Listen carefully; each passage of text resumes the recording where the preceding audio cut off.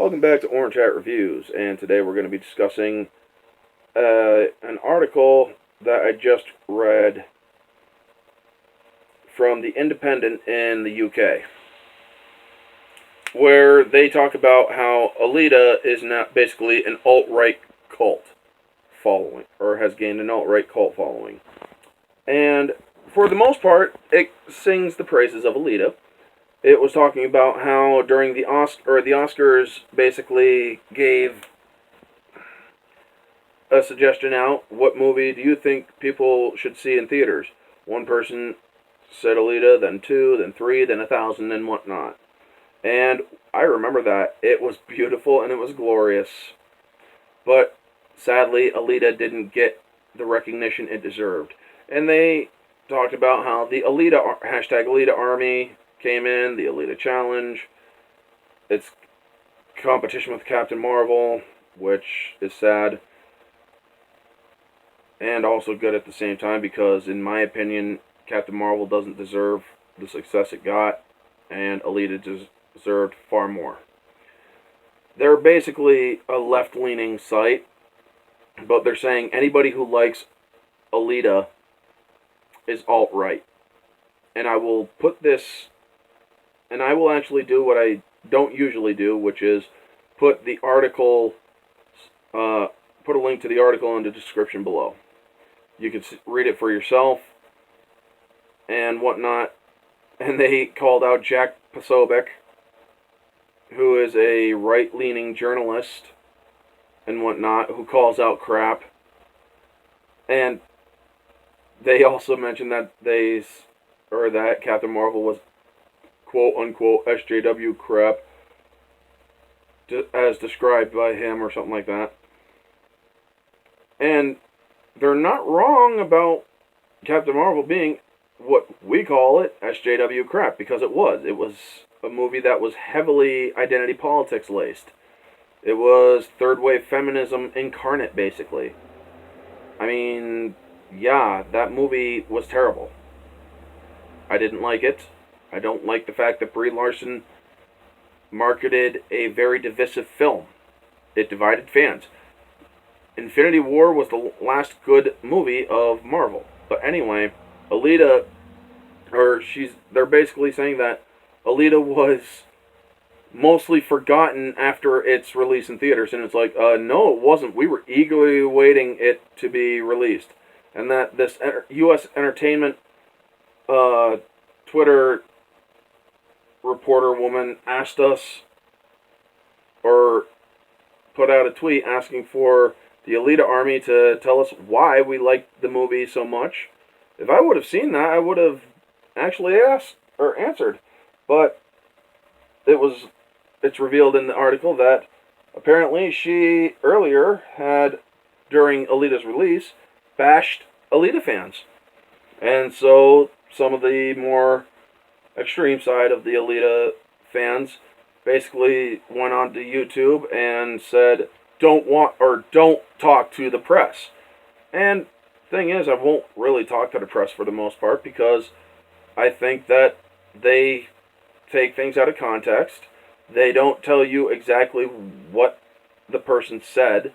They'll break it up and put it out of context. They are not trusted because most of them are left-leaning. I'll be more than happy go on to an independent news source or a less biased news source and talk to them. I mean, shoot, if that tweet is still up asking for people who liked Alita to tell us why they liked Alita so much, I'll be more than happy to talk to them about it. But you gotta understand, if you're gonna bash us about it, then you're not going to get talked to. But she did apologize, and so I might actually search it up and talk to her. And I'll tell her exactly why I loved Alita. The acting was great. Rosa Salazar was beautifully done up as Alita with the motion capture. They rendered Alita beautifully. The casting was freaking spot on, man. I really loved what they did with the cast. They had Jackie Earle Haley playing that, I can't remember his character's name, but he was the big guy with the razor fingers. Kind of like Freddy Krueger with the razor fingers that he played as Freddy Krueger in the remake. But Mahershala Ali, Ed Norton, Jennifer Connelly, great actors. Christopher Waltz, also a great actor. I mean, the story was a very compelling story. I mean, there was a little bit of quirkiness here and there, but that's okay. It fit. This story also didn't have what is known as identity politics and SJW-ness in it. Because, and that's actually amazing considering nowadays James Cameron is as far left as you can get, and he does the whole women empowerment thing, but he did it right in Alita. And he's doing it wrong in Terminator Dark Fate. That being said, this is looking like a freaking idiotic article. I looked at it all the way, I read it about 75 to 80% through. I just couldn't handle that they basically stated if you are not believing the same stuff as identity politics, if you are not for representation in this and that, you are alt-right. It's like, fuck off. I know liberals and I have friends who are left-leaning who love Alita Battle Angel. Clownfish TV on YouTube. Giga Sparkles and Neon. They are left-leaning. They love Alita Battle Angel. I have a friend in Germany who is from the United States originally. I grew up with him and whatnot in my hometown here.